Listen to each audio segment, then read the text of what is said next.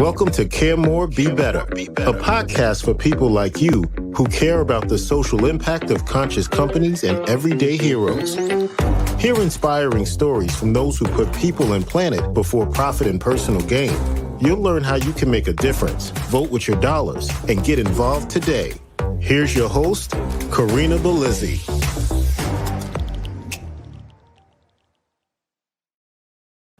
Hello and welcome to Care More, Be Better. Every week I invite you to care more so that together we can all learn, grow, and become better. We can change the world together. Today's episode is being turned around lightning fast and even live streamed because we are covering a topic that is of the moment, and that is the Inflation Reduction Act that is presently being considered by the United States Senate. This act, should it pass, includes a $369 billion with a B, billion with a B, in funding for climate and clean energy provisions. To discuss this bill, its implications, and ultimately learn about what will happen if it passes and if it doesn't, I'm joined by Anand Gopal. Anand is the Executive Director of Strategy and Policy of Energy Innovation, a company that sits at the intersection of policy and technology. Anand, welcome to the show. Thank you. It's wonderful to be here. Now, this bill has been called the most significant federal climate and clean energy legislation in U.S. history. I think you, in fact, even stated so in a piece that you published called Modeling the Inflation Reduction Act Using the Energy Policy Simulator. So I was hoping that you could talk to us about what this should mean if it passes and why we should be perhaps a little bit excited today. Yeah, thank you. Yes, we all really should be excited. It's an incredible turn of events, even in terms of how this legislation has unfolded in the last year or so. Look, the U.S. actually doesn't have a long history of passing strong legislation federally on climate. And this one is actually something very meaningful. And what we find is that when we looked at the details of the bill, this piece of legislation, if it passes, can actually put the U.S. on track to reduce emissions by 40% relative to its emissions in 2005 by the year 2030. And that is so close to the U.S.'s commitment under the Paris Agreement of 50% reductions by 2030. And most people have agreed that the U.S.'s commitment under Paris is actually quite a strong, meaningful one. And so this legislation is critical, and it helps the U.S. fulfill its obligations to the rest of the world from even a justice lens, having been the largest historical emitter, and allows the U.S. to be able to meet its commitments that it has made. And let's not forget, it's also a huge industrial policy bill. It's set up to create a large number of clean energy jobs in the U.S., and that is also something that's unique in how it's designed. So this could be looked at in a way as a catapult forward for this particular generation and something similar to the New Deal. Would you call that similar? Yes, I mean, probably the New Deal had a lot of follow-ups as well, in addition to what was done in legislation that made it what it was and how we remember it today. So, we'll still need that, even as this bill becomes, if it gets enacted, and let's hope it does, for there to be a lot of follow-up in how this gets implemented and other complementary actions that states and the federal government can take, and also everyday people can take. But it certainly does have that promise of being transformational enough that we can do something really meaningful on climate. I am more hopeful that this week than I've ever been in a long time, having been in this field for almost 2 decades. Well, it's the reason I said we have to go live today, and I have to turn this podcast episode around very quickly because, as you stated before we began this recording and this session, it looks like we could know as soon as Sunday morning if this passes. So that's right. Yeah. That's incredible. So what do we have to be hopeful about as we head forward, and what should we pay attention to in the coming 24, 48, and beyond? Yeah, so for those of the listeners who are actually keen to follow some of the elements of the bill, so what we are going to be tracking, me and a lot of the researchers and many climate activists over the next 48 hours, is to see that all of the climate provisions that add up to $370 billion that are in the legislation as it's written stays in it as it goes through the Senate process, which is pretty convoluted. But hopefully by Saturday, when we emerge with what's the likely bill, all of those things remain. And at a very high level, let me describe what they are, right? What the bill tries to do is something that a lot of the climate movement has really coalesced around over the last few years. And the simple moniker that we can use to describe that is what I would call a framing of standards, investments, and justice. And the bill does a really good job on the latter two, investments and justice. And the idea here is the way we fight climate change is to really take advantage of the fact that lots of the clean energy technologies that are going to solve the problem are really getting cheap much faster than we thought, even 4 or 5 years ago. And what we can do is really spur that speed and accelerate the speed of that transition so that we can address the climate crisis in time. And this bill puts a lot of incentives and other forms of investment, including in manufacturing of these clean energy technologies in the US. And it also, the other aspect that's really important in climate to address is the fact that communities that have historically borne the brunt of pollution and other aspects of co-pollutants of the fossil fuel industry that matter other than CO2, like green, like air pollution and other things, are also being addressed. And those communities are also have a significant amount of funding in this bill in order for those polluting facilities that are in their backyards to go away and get replaced by either clean facilities, or in some cases, just have that polluting facility moved out without a replacement. And those things are really, really meaningful. And they also are a departure from how climate policy was thought of maybe about a decade ago, where we leaned in very heavily on markets and carbon pricing. So it sounds to me like you think this is real, like it's beyond a pipe dream. But as it stands, as we all know, bills can get gutted in this final stage. So I know that we could have faith in some of the people that are actually working to get this through.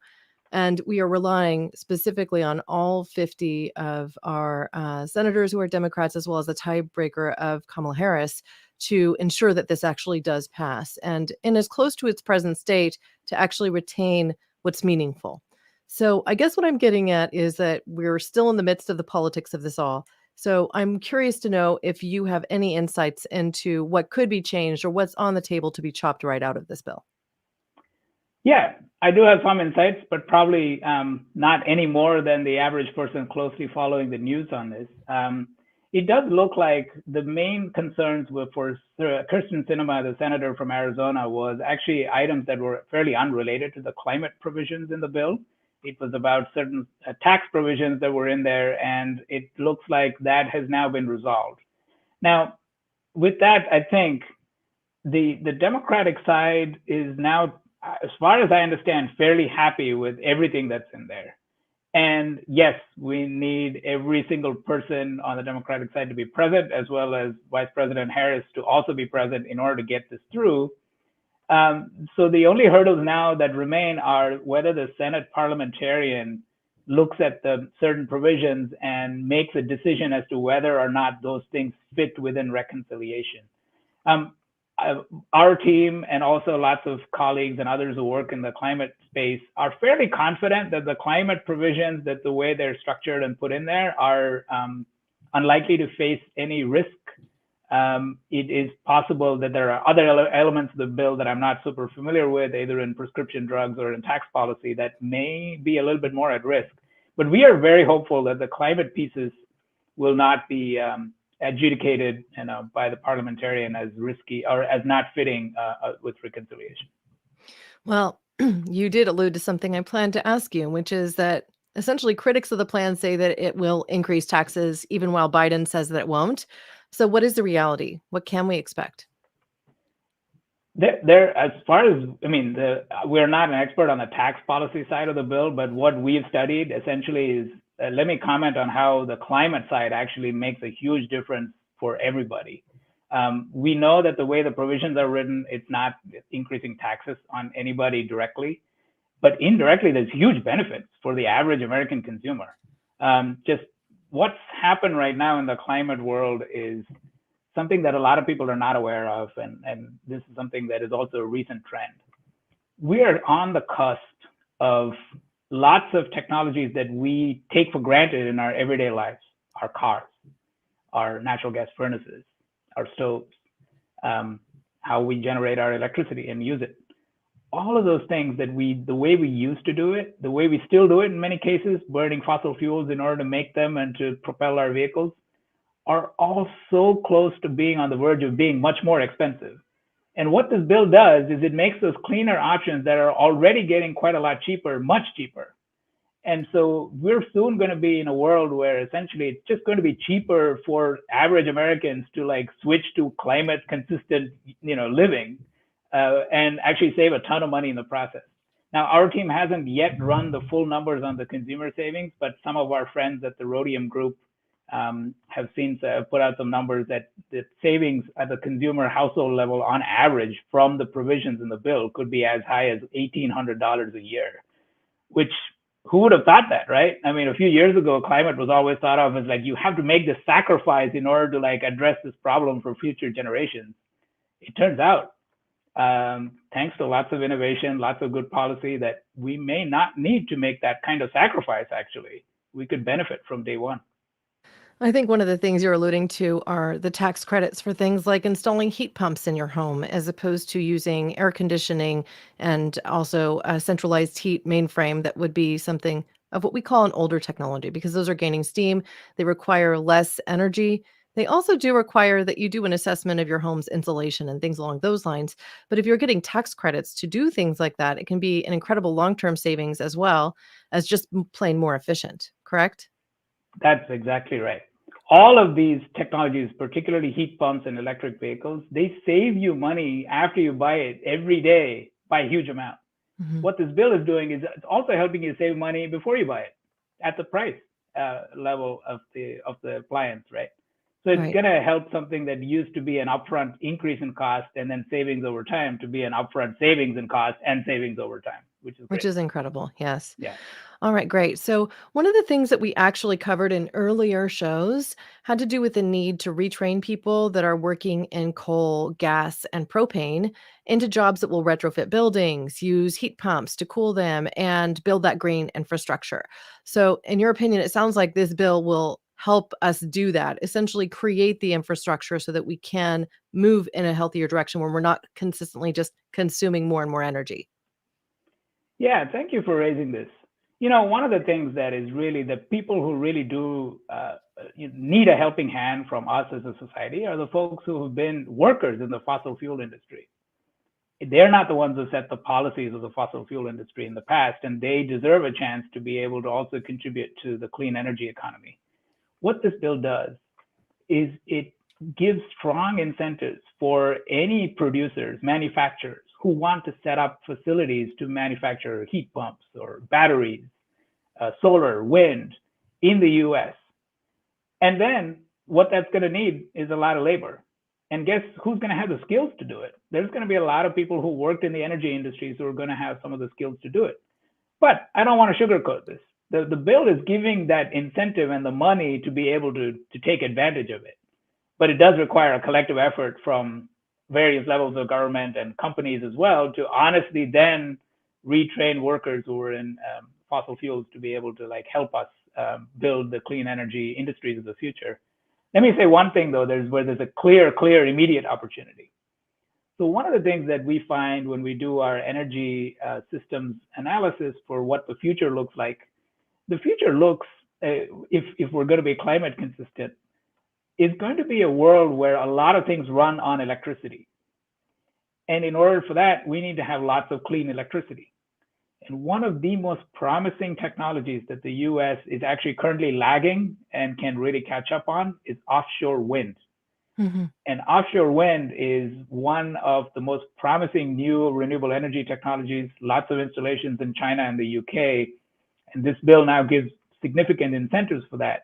And the skill sets needed to put up those offshore wind rigs These are like way out in the ocean and far from human sight. Really, those skills that lie in the hands of oil rig workers today. So there's a lot of like immediate opportunities as well for the skill sets of those workers on oil rigs. Well, I mean, you're talking about waters that can be 600 feet or more deep. I have direct experience having I'm a scuba diver. I've been scuba diving for a long, long time. And I did a live aboard boat dive where we actually got to dive in waters that were at least 600 feet deep um, on an oil derrick. So we took a skiff up to the oil derrick. Oh, wow. We got permission to be there and then dove beneath the surface to discover what was essentially a reef in the middle of the open ocean, alive with all sorts of algae, sea lions who enjoyed dive bombing us as we descended. But these were actually visible from the shore. They weren't all too far off the coast of Santa Barbara. And so if we're taking these far off into open water, of course, there are challenges of weather. There's challenges of drilling into the seafloor. Whether or not that's required, I'm not sure. I'm not familiar with the technology. Are these floating and anchored in some way?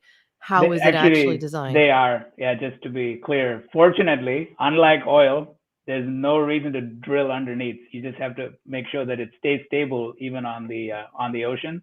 And you can do that with certain technologies that are floating in nature, where you have enough of a ballast underneath in order to make sure that the wind turbine stays up. So it's pretty interesting. Yeah, that's really cool. So essentially, it can do so without impacting negatively the marine life that's on the bottom of the ocean floor. Absolutely, yeah. So what is known as floating offshore wind technology is something that is more and more common.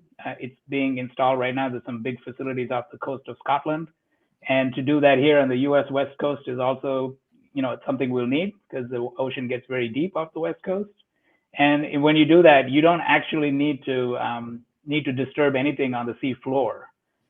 There's a minimal amount of anchoring, I think, but there's not a whole lot, and very, very different from an oil rig. Wow. Well, that's incredible. And it does speak, though, to the technology and the skill set being translatable to this new economy that we would ultimately seek to build. So I will ask you if you happen to know people working in that space who could come on and talk about the technology, because now all my geekdom, my hackles are up. I want to talk about it. Great. Personally, I don't know anyone who is currently in oil rig space who's willing to work on offshore wind, but I do know. Oh, no. I'm talking about the people in wind. Yes, the people in offshore wind. Yes, absolutely. Yes. Yeah. I'd be happy to connect you with a few.